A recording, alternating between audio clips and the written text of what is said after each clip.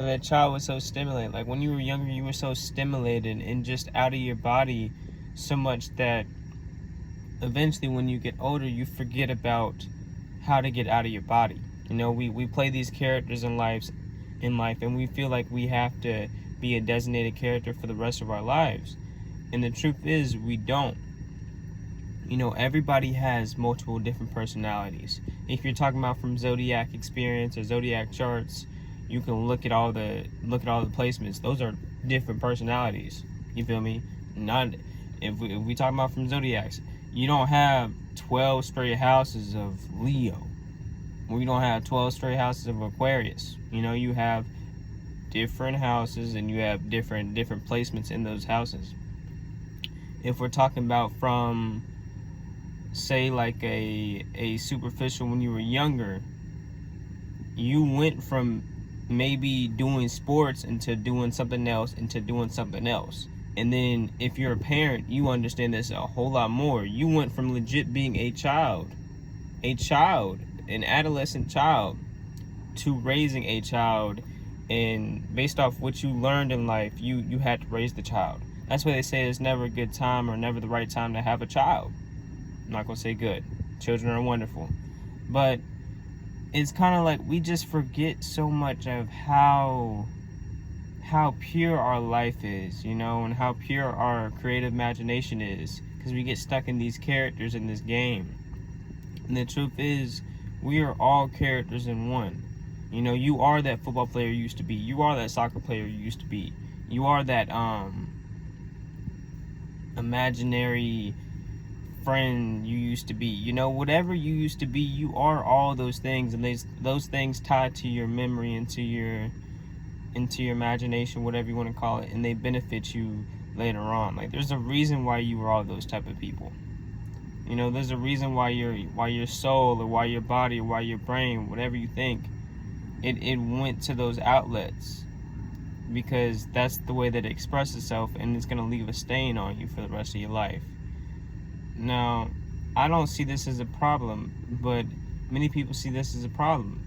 People don't want you to get out of body these days. People do not want you to have an out-of-body experience. People don't want you to taste full freedom and have a out-of-your-designated body experience.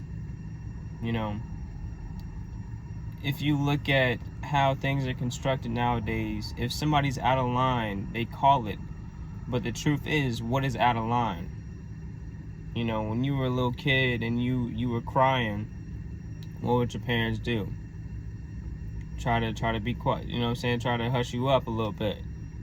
And the truth is, in their eyes, they needed to do that because they needed sleep. But in your eyes, you had a whole different thing going on. Say you were in a grocery store and you kept on touching things. What did your parents used to do? Like, hey, don't touch that. They would hit you. So in your brain, it automatically just registers, okay, don't touch things. Don't be that curious. Now, not everybody had those type of parents, but I'm just using this from a personal example. I had those type of parents. And what I learned is that curiosity builds a life that will forever be unpolished, but so thrilling. You know, when you're a child and you walk into the store and you see all these things and you just want to touch it, like that's the most genuine feeling and connection to the world that you will have in your life. I'm not gonna lie. Like, you will carry that. If you can carry that feeling through your whole life, it will be amazing. But our trials and tribulations kind of teach us that, oh, okay, we might have to chill out a little bit. But the truth is, we don't have to chill out at all. We just have to observe and understand where we're coming from. You don't have to chill out. If you don't want to chill out, you don't have to chill out. Just observe and understand where you're coming from. You know, understand what is deemed good or bad, even though there's no such thing as good or bad. But you live in a society with other people, so you got to understand what is deemed good or bad by them. And if you can understand what's deemed good or bad by them, you can play a game with one hand on the controller and another behind your head. You know, it's easy mode. Now, I'm not saying that because I've got there before, but I'm saying that because it's definitely achievable. You know, like, people with high class money. I'm not the only person who be seeing this. People with high class, who are high class and they have a lot of money, they do some of the wildest things, and that's because they're an outlaw to society. They are allowed to do those things. They feel like they're allowed to do those things, so they do those things. And what's the repercussions whenever they do those things? There's not really any repercussions. They just have to pay it off, and they'll be good.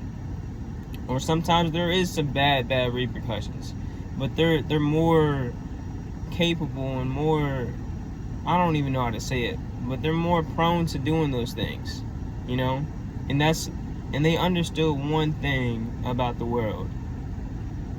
You might be living in the world, but you can control your world.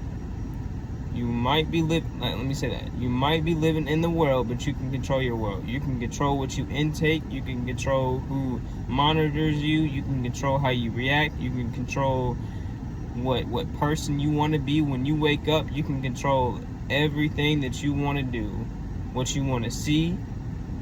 Now, what you want to see in context, it's getting a little bit harsher. I'm not gonna lie, it's getting a little bit harsher. But if you really wanted to, if you wanted to just sit in your room all day and just stare at the wall, you could, and just let that marinate and let your whole body detox and brain detox, you could. But out on the outside world and society, it's getting a little bit harder. I'm not gonna hold you. But the richer people understood that you have control of your life, and that you are a whole lot more valuable than you really think you are. You are a whole lot more valuable than you really think you are. One person can start a chain reaction. One person can start a whole revolution. They can change the whole world. One person. 2 people can contribute to that. 3 people, you got something going. You got something going. Okay? And that gets to what I want to talk about next. Is there's doers, thinkers, and then whatever that is. I forgot what I was going to say. Skip that. Let's get back to this. One person can change the whole world and change their world. Now imagine, it doesn't have to be something major or minor. It could just be something, it could just start off with just walking. Like one person could just walk one day, and then another person could see that a person's walking, and they could see the happiness based off of them. Like I said, people are so simple, and people are so just superficial in a way, and just bottom line surface level, just that we have deep thoughts, that if they see somebody happy walking outside, just enjoying their whole life, and they see that person walking every day, what do you think they're finna do? They're finna go outside and take a little walk. They're finna say, fuck it, I'm finna go take a little walk. Excuse my language. But they're finna just, they're finna go do what they do. Like, ooh, I want to reach that happiness. I want to gain that happiness. And that's the truth. It's the energy in that one person that solidifies saying, okay, yeah, let me go walk. Let me go try that. And then that other person's going to see the benefits of it. That clear mind. Maybe put on some music. Do it their own way. And they're going to carry the torch. And it's going to keep on going. Like, that's a chain reaction, It just all starts by one person. And I feel like the world is so lovely in that sense. The world is so lovely in that sense. So lovely. I mean, of course it has its not so good moments or not so positive moments, but the world is so lovely in the sense that, yes, your society can construct you. My fault. But at the same time, you can construct your society depending on how you look at it and how emotionally detached you are from your society. Like the thing is how people say you are who you hang around.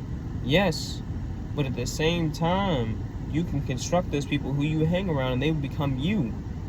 You know what I'm saying? It can reverse like that, and they become you. And now look at it. We have 3 to 4 or 5 people doing wonderful things in life just because of one person. It all starts from one person. And to end this message, I just want you to know that I believe you're that one person who gets out of box, and just, gets to it. And if you're not that person, try to be that person, encourage yourself to just do something different, unlock your adolescence, in your mind. I'm not saying go around and scream like a child or do what, but unlock your imagination, your creativity in your mind, and just see how the day just flows and takes you. You know, it takes you somewhere. That's what I gotta say. Y'all are beautiful people.